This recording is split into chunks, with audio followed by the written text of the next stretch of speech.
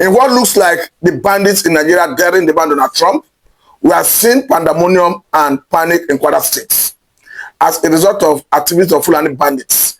As we have it, news have it that bandits open fire on Evangelism team bus in Kwara, passenger injured. This is coming from a Twitter handle that goes by the name of the General Snow. I will allow you to watch the video shortly, but I must say that as it is, that the government must write to the occasion to address this insecurity.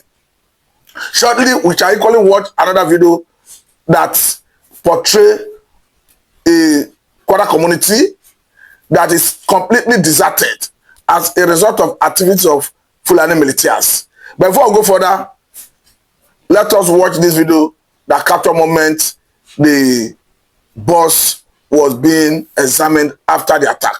Yellow. Whoa.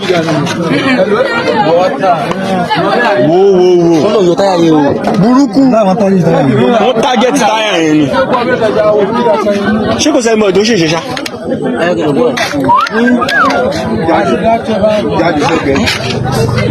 Ṣé kò sẹ́ni mọ̀ tó ṣèṣe? Ṣé kò ṣá?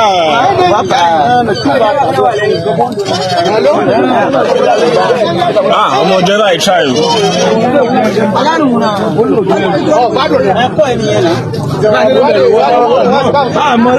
Motor church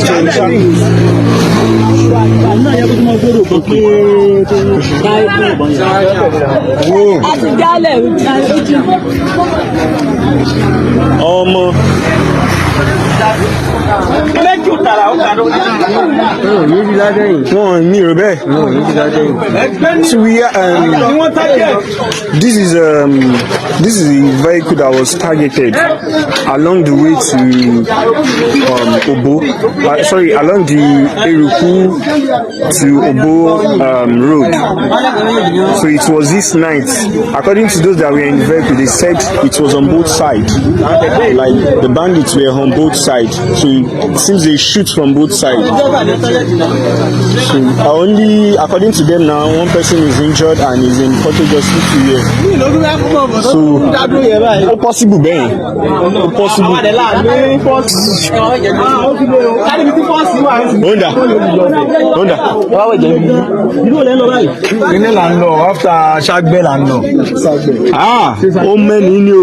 So for all can understand, it appears as though the bandits are not ready to back down. It appears as though they are daring the man Donald Trump, who have made it very clear that he's ready to intervene to salvage those communities where the activities of these bandits, or better call it Islamic terrorists, is very high. But let us look at another video that captures moment an individual went into a town in Kwara State to take video of what it looks like in the wake of bandits, Fulani bandits sacking every member of the community. Just watch as we come back to further this conversation. Good afternoon. This is Nanoku, a community under Patigi local government, Kwara State, Nigeria. We are the members of this community, and as you can see, nobody in this community, everybody has fled for his or her life, for the safety of their lives. Everybody has left the community. As you can see, the status at which the community is now is devastating, because nobody in this community, as you can see, this community has the capacity of about over 1,000 people, and as you can see, you cannot find a single person in this community. Everybody has left because bandits and kidnappers are coming in day after day to terrorize us and kidnap people. As you can see, currently three of our members are in their custody. They are demanding for hundreds of millions for them to free those that are in their custody. As you can see, this is our church. This church has capacity of more than 1,000 people, and as you can see, no single person in this church today is Sunday, and no single person in the community that will go into the church and pray, because everybody has left. As you can see, this community is devastating day after day. About 10 days ago, they have been running for their lives. Some people do come in the daylight. They will come and take care of their farm product. But now, you cannot even go to farm. You could not go to farm because they will come into your farm and kidnap you. And they will be demanding for ransom of hundreds of millions. Please, we are pleading to the government of Kwara State and the Federal Republic of Nigeria and the chairman of particular local government that they should come to our aid and rescue us from the hands of these people. Because as you can see, many of our farm products are there. They are done for harvest and we could not harvest them because when you go to farm, they will come for you and they will kidnap you. If you refuse to follow them, they will shoot you and eliminate your life. See, and what they are demanding for is what we cannot afford. Millions of, hundreds of millions, millions of nairas is what they are demanding for, and we cannot afford for it. How do they want us to survive? And we have been pleading to the Kwara State government, the Federal Republic of Nigeria, and even the local government that they should come to our aid. They should send down security personnel that they will come and secure the village, and they do not listen. They don't act into our request. We don't know what we have done to them. They refuse to come to our aid. Please and please, we are pleading to the Federal Republic of Nigeria, the Kwara State government, and the chairman of particular local government that they should come to our aid and rescue us from the hands of these people. As you can see, the whole community is empty. No single person in this community. Even I that is speaking presently, I just sneak in this afternoon to come and see the status of the community. And to be honest with you, nobody in this community, I'm telling you, no single person in the community. The whole community is empty. All the houses are there, but no single person in the houses. We don't know what we have done to the government, and they refuse to come to our aid. These people are terrorizing us day by day. More than 15 days now, these people have been terrorizing us. About a month ago, they come and eliminate some people in the community. We do not care. We take it at that maybe it is over, but now what they are doing to us is worse than what they have been doing before. Day after day, they do come in. They will eliminate. They will kill. And even some of your valuables, they will carry them away. We don't know what we can do anymore. If you have a new bike in this community now, you are danger because they will be hunting after you day after day.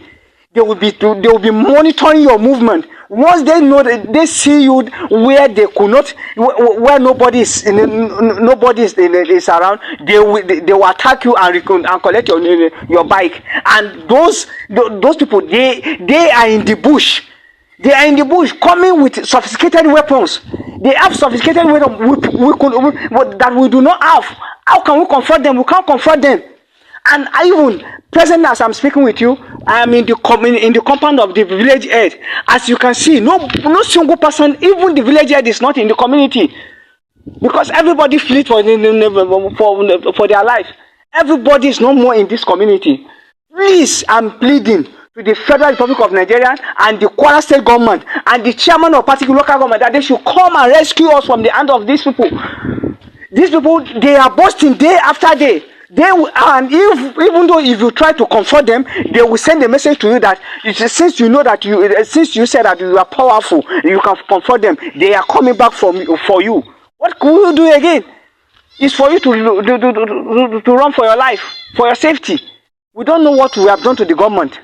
Maybe they don't care about us or what happened. We don't know, but we are pleading that they should come. So for all we can understand, it appears as though the bandits are not ready to back down. And the worrisome part of it is that they are maintaining that even when they negotiate, that they have intention of retaining their arms. I must say that this looks like sovereignty within sovereignty. It's unacceptable. The government must do everything within its power to ensure that the mop up arms that is at the possession of the bandits, call them terrorists, whatever they go by, the government must strive to mop up those funds, or mop up those arms. Because no matter how you look at it, it is going to expose Nigerians to danger. As far as I'm concerned, negotiation should be out of the table. The best we can do as a people, as a government, is that the government of Nigeria should strategically partner with our foreign partners to ensure that we acquire monopoly of currency power to smoke them out of their hiding places, set them running, and bring them to justice. I think that is the ultimate legitimate thing to do.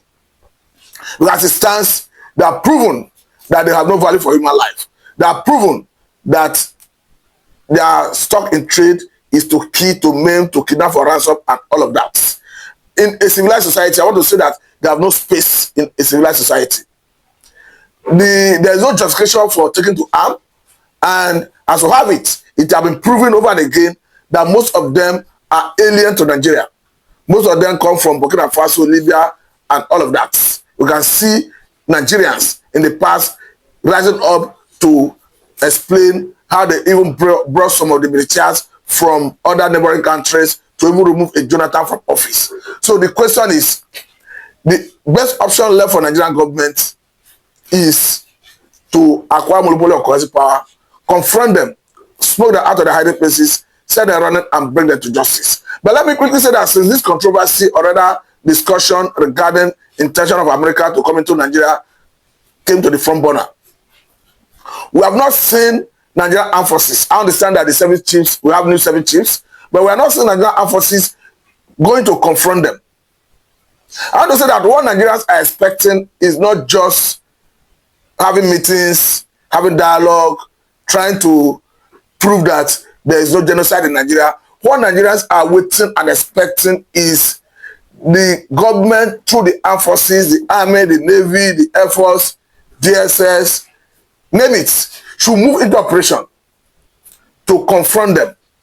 Because there is no way you can explain that bandits are hibernating in the forest, in the bushes, maybe in Zamfara and Katsina and Kwara, as the case may be, and all you want to hear is we are no longer witnessing killing, and you allow them to be with their arms. I want to say that it is illegal for them to bear the arm in the first place, because from my understanding, for you to bear arm as a Nigerian, you must be a personnel of one of the security agencies. And even as a personnel, if you are not even assigned with a rifle, a gun, you cannot even bear it legitimately. You are not even bearing it legitimately. So to that extent, anyone that is bearing arm, whether you call yourself Toji Bello, Ada Aleru, or any other bandit that may not have his name in the public, it is illegal to bear such arm. So they should be arrested and prosecuted for bearing arm illegally and all the associated activities they have been doing with it. Because I understand that the war we are having currently, as far as I'm concerned, is unacceptable. A situation where the bandits are currently coming out from their abodes, from their hiding places for peace deal with communities. You can see videos that go around the internet secret to this. I must say it's unacceptable. That the best we can do as a people is to ensure that the government mop up the arm from their possession. That is the only way we can have a peaceful environment. And another issue is, you may feel the insecurity have not gotten to your area, as such it does not concern you. But I want to say that it's a matter of time. If it is not addressed, it will definitely go around to every strata of Nigerian society. I can remember hitherto before now, this issue of insecurity occasioned by Fulani militias was restricted to the northern part of the country. And as at the first instance, it was even restricted to Sambisa Forest. But currently, we have them confidently operate in Zamfara, in Katsina, in Kwara. There was even a report that suggested that they were making moves to invade the southwest. Of course, the situation that made Amateku then to raise about 2,000 men to, to go into the forest to dislodge them. And apart from that, even the governor of Oyo State raised alarm the other time that the bandits who are already being dislodged from the north are already hibernating in southwestern forest. So that is why I'm saying that even if it's not yet happening in your state, you should not feel relaxed. You should join every effort that is needed to get the solution. Because if it's not addressed, it's a matter of time, it will go round. I can remember that in Delta State, in Ogwashiku to be precise, the locals at some point were able to overpower some of them. And I think that was a collaboration with the security agencies. And as at the last count, even in the same Delta State, we understand that it was still recorded that the locals were able to equally go into the den of kidnappers, rescue kidnapped victims, and even recover ransom.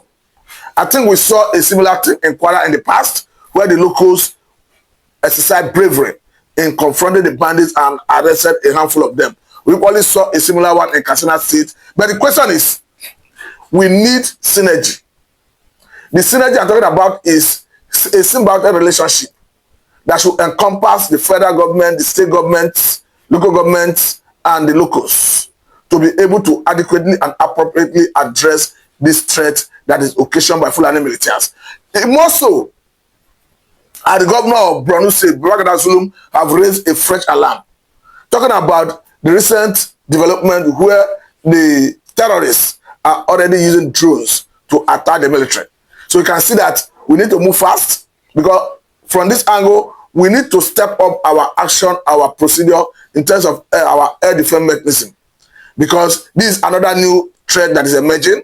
God forbid that they do not get hold of any of the airports. If they do, of course, that will give them a very big advantage to start the insurgency in a very different dimension. That is why the government must rise and do the needful as quick as possible. As far as I'm concerned, bandits need to be arrested, prosecuted to act as a deterrent to others. And as well, bandits can be neutralized in the battlefield to act as a deterrent to others. Whichever and confess. As far as I'm concerned, just like a former governor of Kaduna State made it very clear that bandits do not repent, that the only bandit that have repented is one that have died. I think that his position is still very potent, and I want to believe that the government should understand that these people are people who have no value for human life, who should be treated with every seriousness it deserves. Because how can you adopt people who perhaps could not afford 3 square meals a day, and you are asking them to bring millions of naira as ransom? In some cases where people are not able to raise the ransom, they disallow them.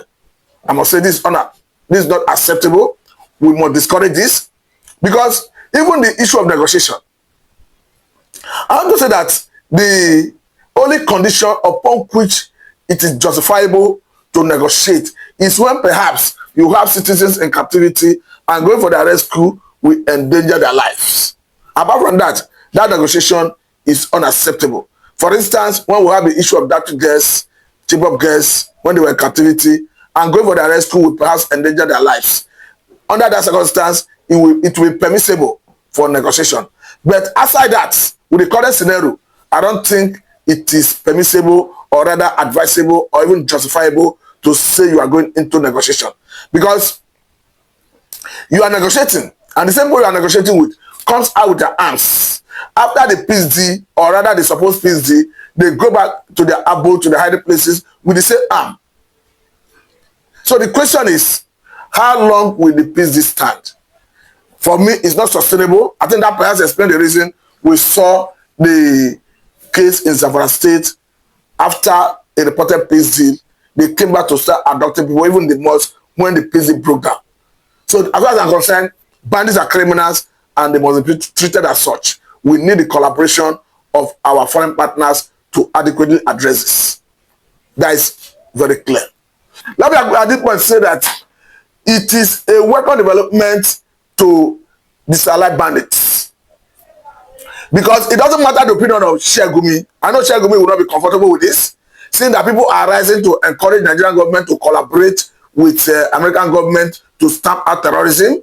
Because we have seen in recent time that Shegumi himself, or rather himself, have come out to start defending the terrorists. Because what is happening currently is beyond negotiation. We are seeing a man who have come out to say, do not bomb bandits. Who have come out to even say that it's a lesser evil for bandits to kidnap adult people than for American government to come and start ransacking communities and perhaps start eliminating bandits, terrorists. We are seeing a man who have come out recently to say that if you kill bandits, that you are committing genocide. I want to say that what is happening currently, the advice from the socio-cultural Pan-Yoruba group and the position of federal government that they are ready to partner with the American government to stamp out this terrorism. I want to say it's a welcome development. Even if it offends the lives of Shegumi, for me, it's a welcome development. It's a welcome development because these bandits are people who have no value for human life. Because we have all agreed that these people are killing Nigerians. They are killing in Zamfara. They are killing in Katsina. They are killing in Benue. They are killing in Kwara. They are killing in Plateau. They are killing in other parts of the country, like Taraba, but these areas I mentioned are the epicenter of the crisis. We have also seen a situation in the time past where the governor of Plateau State, Mufwang, we come back clearly to say that what happened in the last issue was not host community header clashes, that is purely genocide. Even when the president Senator Ahmed Bola Tinubu visited Benue in the wake of Yewata massacre, a monarch who addressed the president was emphatic that what happened is purely genocide, genocidal in nature. So hence we have all agreed that these people are killing Nigerians. Call it Muslims, call it Christians, all life matter. Does it not make sense to say, okay, hence we have seen a people, American government, that have said, we want to come and take them out. We want to come and eliminate them. So does it not make sense to say, you come and do it? Because whether we like it or not, America have the expertise. They have the technology to doing this. We saw how American government took out Soleimani, that Iranian military diplomat from Iraq in the time past. And when they did it with minimal damage because it was with precision. They knew their targets. And I want to say that if they are coming to Nigeria, they are not coming to fight the government. They are coming with precision. They will only go for their targets, who, of course, obviously are the Islamic terrorists. America call them Islamic terrorists, but they are the same thing and people we know as Fulani militias. Bandits, Fulani bandits, ISWAP members, Boko Haram members, and Saudi terrorist members. If you want to go further into their identities as a person, the lives of Toji Bello, the lives of Ada Aleru, the lives of Akwashi that operates in the Faskari local government area of Katsina State. These are the people we are talking about. They are all known by the public. We have seen in recent time where the lives of even Ada Aleru, Toji Bello will be coming to engage communities in Katsina and Zamfara states in the name of peace deal. Peace deal that the man who is coming to negotiate is coming fully armed. After the negotiation, he's going back to his abode with the same arm.